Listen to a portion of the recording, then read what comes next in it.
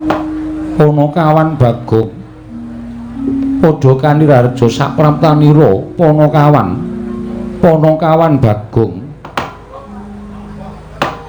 Nunamet pasang Kalimantabe tinebena ing iladune Demawaing tawang towang sinuwun linepatna ing tulamanu kepareng kula ngaturaken sembah sumungkeming pangabekti kula konjo Raharja saklakumu nering sambikala tebih saking rubeda sesuk meneh nek sowan Alendra kuwi aja mung nganggo kathok-tok Bagong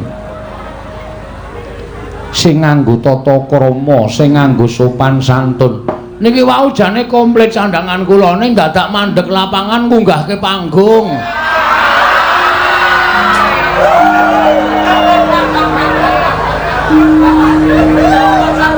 mengkono Bagong nggih wonten acara merti dusun kok ora wiwit-wiwit kula mampir ndelok niku lho kok geburi kelirok geger jebul nek mboten wonten kula wis ora rampung iya Bagong nggih ngono to Bagong kasinggihan mongko gremes kula terus lambi kula uculi kula pepet teng mriko lah kok ora tok gawa pengko nek ilang lah sampean ngijoli lho ning arep gorek sing anyar mekaten sinuwun prayoga nonggonmu lungguh sampun mboten kirang sekeca Panakawan Bagong padha rarja sapraptamu sinuwun Darawati iya Bagong nggih pangestunipun sinuwun Kresna wilujeng lampah kula bekti kula kunjung nggih sinuwun iya Bagong pangestuku tampan ana Panakawan kula pun dinggo jimat paripeh gayanana ing kasantosaning ira iya ora usah nganggo ira oh nggih nggih kebablasen kok dadosaken kasantosaning lair batos iya Bagong prayogakno ya Panakawan nuwun nggih sampun mboten kirang skedul Panakawan Bagong padha rarja sapraptamu Ndara Werkudara iya wilujeng den bekti kula kunjo iya prayogakno nuwun nggih yen dudu kowe tak kira ora bakal entuk munggah ana ing Datulaya ing atase Panakawaning Pandhawa munggah menganggo kathok nek gandeng kowe Panakawan Pandhawa mesti dipenehi palilah karo para nayaka Punggawa sing jaga ana ing sakjabaning rangkah nuwun nggih aja wedi kalih kula niku abdi kinasih iya prayogakno nuwun nggih Bagong Raharja sapraptamu Ndara Janaka iya Bagong wilujeng bekti kula kunjung nggih Den iya tak tampa Panakawan Bagong padha raja sapratamu Bagong padha raja sapratamu wilujeng Ndara Kembar bekti kula kunjung iya Bagong pangestuku tampan ana iya Bagong pangestuku tampan ana nuwun nggih sanget anggen kawula mundi yem kowe ora mbagake apa yem tobat ki ora Bagong wilujeng wah pangestumu apik wah jan saya lemu wae inggih dos pundi kabaripun apik sehat aku ya wis ora kekurangan apa-apa ya mung kurang sandang pangan inggih adimu ora mbageke aku Mas Bagong katuran wilujeng rawuhipun pangestumu Panakawan Bagong wonten dawuh sinuwun ana wigati apa dene sira sowan mangka tanpa tinimbalan apa saka awakmu dhewe apa saka diutus dening bapakmu Semar sepisan kepareng kula ngaturaken tebah Siti Sekel salawuhe kowe iki nek ora iso basa iki rasa sok basa tebah Siti Sekul binung teling ron klapa maksud kula ngoten niku tebah Siti Sekul binung teling ron klapa apuren to hambok bilih wonten lepat kula anggen kula munjatung sanipun sinuwun Prabu Darma Kusuma ora dadi ngopo Panakawan matur sembah nuwun ingkang sepisan kula menika ngaturaken sembah sungkem gandeng sampun dipun tampi angka kalih kula ugi dititipi Bapak Semar ngaturaken sembah sungkem kalih Ndara Puntadewa iya Bagong tak tampa angka 3 kula dititipi sembah sungkem kalih Nala Gareng Kang Mas kula iya tak tampa Bagong angka 1 kula dititipi sungkem kalih kakang kula Petro katur sinuwun Prabu Puntadewa.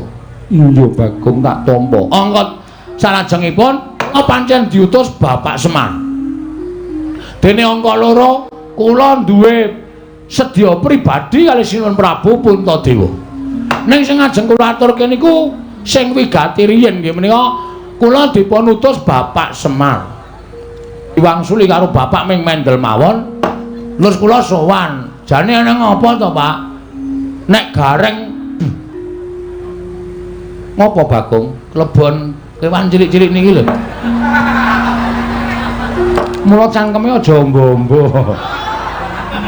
Ha ukurane wis semene kok rumane. Ha.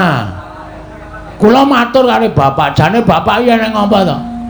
Bapak iki sebabe ngopo kok meneng wae. Ngene ya Pak tak kandhani. Nek bapak mbiyen ki gula mentah anak.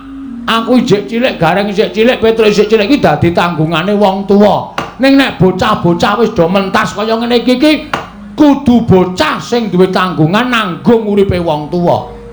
Mongko kala-kala bocah saniki ora duwe perasaan kaya ngoten niku. Malah kadang kala kon ngrumat wong tuane wae, kono rumaten, aku sibuk. Aku ora sempat. Mongko wong tuane wis ora iso mlaku lempoh nang ndi-ndi dadak digendong. Akeh bocah sing ora gelem ngrumat wong tuane kaya ngoten iki akeh. Lah kula aja nganti dilokke kaya ngoten niku arep bapak kula niki wis tuwek. Nek duwe kekarepan ya kudu kula minangkani. Iso ngluluske gegayane bapak. Gek wis Pak, gek ngendika. Bapak ki wis tuwa, nek ndek pinginan apa-apa sing tok jaluki iki anak-anak. Nek bapak ora gelem bloko karo Gareng karo Petrus saiki bloko karo anakmu Ragil. Bapak pengen apa? Bapak kepengin gegayuhan apa? Saiso-iso anak mituruti karepane bapak. Nyeneng-nyenengke karo bapak. Gek wis. Sekawit bapak mendel mawon. Sareng kula cedhaki, kula suruh meni, kowe semaur ora apa, mak tempiling. Lah jenengane karo wong tuwa kurang ajar. Mana mboten ngoten Semar niku ngeyel e. Terus Semar ngematke kula. Terus sirah kula dicekel, cek. Pancen anak sing ngerti dhewe karo wong tuwa ki mung kowe kok. Gong. Gareng kae tuwek ning pikirane mlengse. Petruk kae wong tuwa luwih tuwa saka kowe ning pikirane ora kaya kowe. Ya mung kowe sing marai bapak ki dawa ususe. Dawa umure. Nggih, Pak, kula terus dingkluk. Iya, Bagong. Aku ki jane duwe gegayuhan, Gong. Gayuhan apa to, Pak? Aku ki rak urip ning alam donya iki dadi tukang momong. Baby sister. Apa? Baby sister. Korku doro genahno kuwi, Gah. Arjuna genahno mboten kemawon. Niku lho sing tukang momong lho. Ya udu babi. Baby. Kresna kok muni baby ngene. Ya wagu. Do tak pancing do kewetu. Bapakne tukang momong. Bapakne iku nek gelem dadi dewa teng ayangane wis mukti ngawibawa Nyakrawati mbau denda. Ning bapak mboten kepengin dadi dewa. Uripe pancen dienggo momong para satriya-satriya sing ateteken ati suci, pepayung budi rahayu. Kados ta para Pandhawa. Mula bapak momong Pandhawa niku senenge ra jamak-jamak. Napa bapak tahu njaluk undaan bayar? Mboten tahu. Bapak njaluk kepengin urip sing murwat? Mboten tahu. Bapak uripe kere ya dilakoni, bapak uripe rekoso ya dilakoni. Ning sebab apa kok bapak niku betah momong Pandhawa? Mergo bapak niku seneng srawung karo wong apik. Seneng srawung karo wong becik. Ana tetembungan saapik-apike wong nek kleru srawunge srawung karo wong ala mesti katabetan watak ala. Ning sak ala-alane menungsa nek seneng srawung karo wong becik suwe-suwe dadi wong apik. Ngoten? Iya, Bagus. Nggih. Mula bapak niku biyen tekan saiki sing disrawungi Nalendra satriya sing ateteken ati suci pepayung budi rahayu. Kados ta Prabu Rama ana maling. Sok kuwi lho, sapa jenenge mungsuhe Dasamuka kuwi apa? Rama Wijaya. Heeh. Rama Wijaya kok nganti dadi lagu ana Rama ana maling. Rama Wijaya lan sak turu-turunipun kula niki ya ngerti karo bapak. Lah sing suwe dhewe niku momong Pandhawa. Wiwit Pandhawa kuncung nganti gelung, wiwit Pandhawa cilik nganti gedhe, wiwit Pandhawa jabang nganti claprang, bapak ngomong karo Pandhawa. Mergane apa? Bapak niku seneng nek cedhak karo wong apik. Iya, Bagong. Bapak niku ya mikirke negara Ngamarta. Terus bapak ngendika ngenten iki, Ngamarta iki mbiyen negara sing apik lho. Sing becik lho. Negara Ngamarta iki negara sing gemah ripala jinawi. Negara Ngamarta ki dumadi saking pirang-pirang pulau iso nyawiji dadi siji. Ora ana rasa regejegan, ora ana rasa padha padudon, kabeh ayom ayem tentrem. Ning kok saiki Ngamarta kok beda karo mbiyen ya, Gong? Bapak ngendika ngoten niku. Ngamarta saiki ngendi-endi padha regejegan ming perkara sithik kowe padha antem-anteman, padha gelut.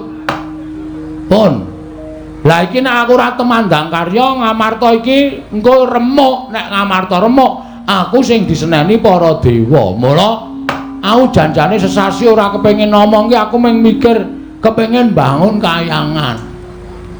Bapakmu nggih, yen ngono bapakmu bakal bali dadi Jawata. Mboten.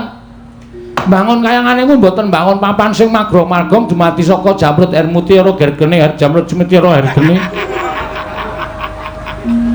Ning bangun kayangan iku bangun jiwane para kawula sak negara Ngamarta supaya uripe kados dene wonten kayangan. Kayangan iku tebih saking regejegan, adoh saka memungsuhan, anane ming nikmat mupangat, adoh saka suker sakit, gemah ripah ayem tentrem, manunggal tetunggalan tunggal cipta rasa karsa lan karyane. Ngono Bagong nggih. Lah terus kok bapak meneng wae merga syarate angel e. Syarate napa, Pak? Syarate iki aku kudu ngedhep pusaka. Pusaka Ngamarta 3 cacahe. Apa wae, Bagong? 1. Tumbak. Wah, apa ya lali aku. Larang. Tumbak baru kelindeng. Aku iki gobloke nang kene iki lho. Jane aku iki wong sregep ning ora kelingan lho. Ora iso nyimpen tembung tumbak kara welang. Nah, tumbak tempe kara. Kara welang, kara welang. Tumbak kara welang. Payung mota. Tunggul naga kalih sijine Pustaka Jamrut Putri. Ya ora nata. Wah, diagelan cemongan ning kraton. Orang ora apal jamus kok Jamrut. Heeh. Jamus Kalimasada. Mula sowan kula sanipun Prabu Untadeva menika ingkang sepisan inggih menika nyuwun ngampil pusaka 3. Tumbak kara welang, payung tunggul naga, pustaka jamus miyang jimat Kalimasada. Niku ajeng kula boyong teng Karang Kadempel dadi syarat srana bapak anggenipun bangun kayangan. Iya, Bagong, banjur kowe mau matur wigatine apa? Dene kowe duwe niat pribadi kelawan aku. Nah niku cekaos mawon kula nyuwun kawelasan. Tegesipun kula nyuwun dana prabeya ngoten mawon mboten sadi ubeng-ubengke. Ya wis mengko gampang Bagong. Nggih. Werkudara. Nggih. Piye Dimas? Aturing Kyai Semar lumantar Bagong iki mau miturut kowe piye? Yen miturut aku gegayuhane Semar mau apik, gayane Semar mau luhur.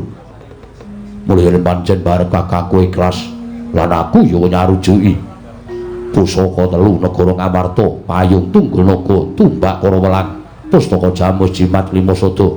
Paringna marang Semar lumantar Bagong. Diwen Semar bangun negara Ngamarta embane urip ana ing kayangan. Luhur temen gegayuhane Semar Badranaya. Menawi ingkang rai semanten ugi Kakang Prabu mboten nampa kula arep-arep pisan nanging menapa dados ngendikanipun Kakang Mas Yudipati kula mathuk miwan sarujuk Kakang Prabu semanten ugi kula Prabu menawi dados Gegayanipun Kakang Semar menika sae. Monggo paduka pareng maringaken pusaka ketiga menika kala wau. Nggih, monggo Kala Prabu paduka pareng maringaken pusaka ketiga menika kala wau Kala Prabu. Bagong wonten dawuh kabeh para Pandhawa wis sarujuk Panakawan. wah jan lega ati kula. Semar nang ngenten iki terus waras. Nek ngonten mboten sangentosi mangke bibaring pasewakan kepareng dinten niki kula nyuwun supados pusaka tiga menika kula aturi maringaken sakmangke mugia badhe kula boyong wonten Karang Kadompel dados syarat srana wewangunanipun bapak anggenipun bangun kayangan sinuwun. Yayi wonten dawuh mangke rumiyin kula badhe rembagan kaliyan Bagong. Nalindra mbek marwa sing sang mangyat kurda kata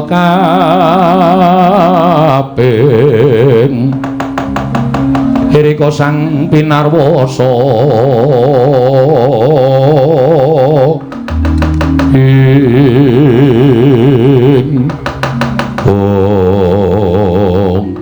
Yayi Koko Prabu wonten timbalan mesinipun menawi badhe paduka tindakaken menika kala wau kedah dipun petang kanthi nalar ingkang ganep dipun gelar tuwin dipun gulung sampun ngantos tuna ing tembe wingkingipun menapa to sababipun kula matur ing kados mekaten amargi setunggal namung derajatipun Semar kemawon nuwun sewu kula mboten badhe ngiyas kan Kakang Semar kula mboten badhe ngembe kan Kakang Semar babar pisan mboten namung Kakang Semar menika mestinipun ngila dhateng kawontenanipun namung derajate ngaceplik wong loro saudon telu saurupan wujudipun Semar kok badhe nyuwun ngambil pusaka negari Ngamarta 3 cacahipun tumbak Karawalang payung tunggul naga pustaka jamus miyang jimat lima soto kula nuwun pamunten nadyan sedaya sampun sami prisa bilih Semar menika dewa Ngejawantah menika panitisanipun Sang Hyang Bathara Ismaya nanging Semar menika kedunungan kulit daging mongko gesangipun sak tataning jalma wantah sing jeneng menungsa menika dunungan ina lali salah apes kelawan mati. Kuwatos sing manah kula menawi anggenipun Kakang Semar mbetahaken pusaka 3 cacahipun menika kala wau. Sengadi kinarya pawadan badhe ambangun kayangan nanging gadhahi ancas gegayuhan sanes. Kados to upami Semar menika mangke sasampun kedunungan pusaka 3 menika kala wau tumunten kepengin mukti ngawibawa Nyakrawati Mbau Denda. Semar kepengin urip mulya kebak derajat lan pangkat sinten ngertos jer Semar menika namung menungsa lumrah. Mila kedah dipun taliti langkung merpati dipun petang sampun ngantos buntung tembe wingkingipun. Amargi kedung jero isa dijajaki ning atine menungsa sapa sing ngerti lho Yayi.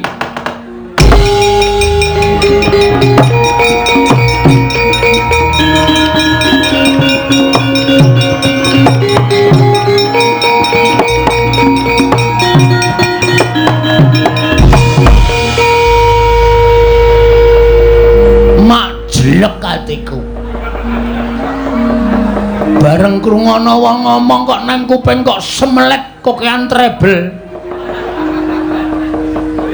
Bagong aja kaya ngono Bagong sing sabar apa ngendikaning Koko Prabu mau pancen kudu dipeto mangke riyen kula lara ati nek perkara niki sakit ati kula lah kok dadi ana wong sing ora percaya karo lahir batine bapak kula niku teng ati kula ngrasake lara tenan.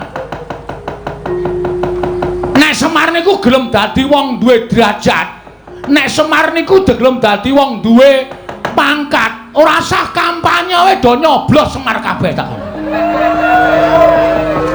Ning Semar niku mau wong kedunungan derajat, derajat pangkat niku tumrape Semar mung sampiran. Derajat pangkat bondo donya niku dudu ancas gegayuhane bapak urip ana ing alam padhang. Niku kelara-lara. Bagong sing sabar menang. Wah. Sorry.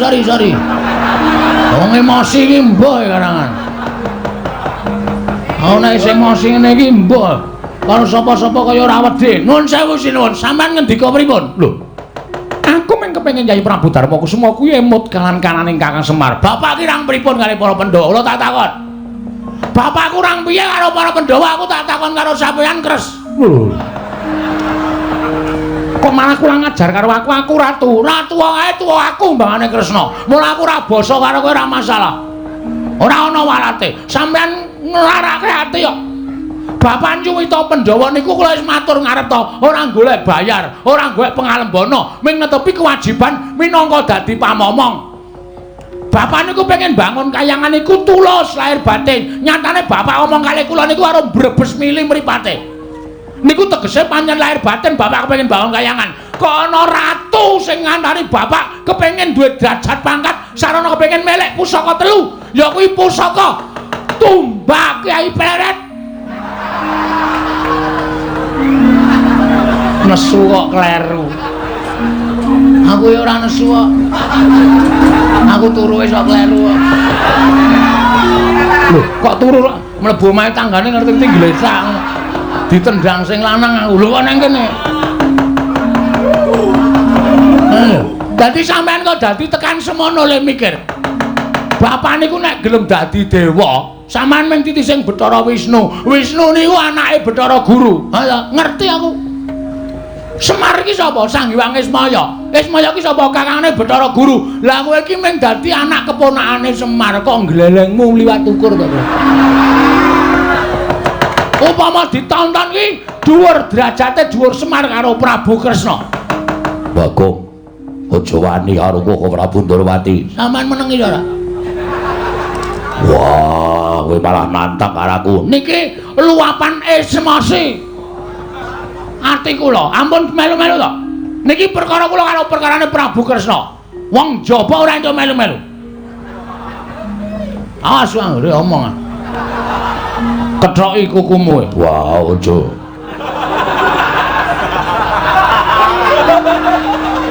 Nah, deleke ndak tak gawake kethokan kuku. Werkudara kok wedi nek dikethoki kukune. Ora iso nggo nyubles. Penyakit to. Kula diutus bapakne merga men kepengin penjangane bapak keturutan. Ha tatan piye? Tatan apa piye? Nek bapak mengko duwe niat kepengin kedunungan derajat pangkat geseh karo omongane. Bapak ora bangun kayangan ning kepengin kedunungan derajat pangkat, kepengin kedunungan bondo donya. Sampeyan rasa ngajar bapak. Bapak tak tempilingi dhewe nek sipate kaya. Niku tenan ora gara. Oh alah kok dadi kaya ngene kanane. Bagong, non. Mbok yo aja kaya ngono Bagong. Siramen manggo tirtaning kesabaran. Tirta sabari le opek nang ndi? Tirta kok sabar? Tirta ngene mbok sabarno piye? Ora Bagong ning sabar. Ikhlas. Ora iso. Bagong ki angel sabar. Padahal aku ki ngelih telat sithik tak tendang ketele kok. Apa meneh kok nesu ngene ya ora mungkin aku iso sabar. Saiki ngene sinuwun. Nek omongan sampean ki tak kandhake Semar piye kedadiane? Ana tetembungan kriwikan dadi grojokan, geguyon dadi tangisan. Gegeran gedhe-gedhe. Nek Semar nesu sinuwun Ndorowati omong ngono to Le. Heeh Pak, wah tak pethukke. Sampean wani pethukan karo Bapak? Wani? Hah? Wani ora? Hei, halo.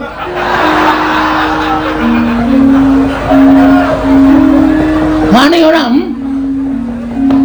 Nek nganti sampe iso ngalahke bapak aku meguru karo sampean 20 taun. 20 taun yakin. Ora guyon. Nek koso baline sampean nek pancen wani mangendika Bagong, ucapku iki kandhakno Semar. Kula mulih saniki ora nggawa tumbak ora masalah. Ora nggawa payung ora masalah, kula nggawa mantel. Ora nggawa pustaka Jamus Klimasada ora masalah. Ning sing penting aku iso lapor karo bapakne. Bapak nang kene diarani sing werna-werna.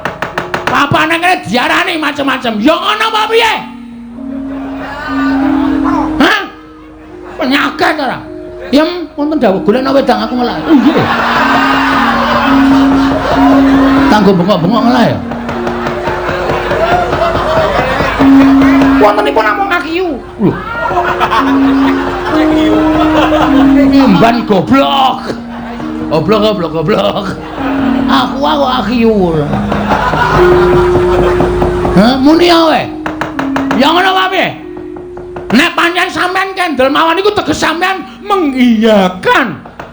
Napa sing kula aturke? Sinuwun, nyuwun pamit kula lapor kalih Bapak sinuwun.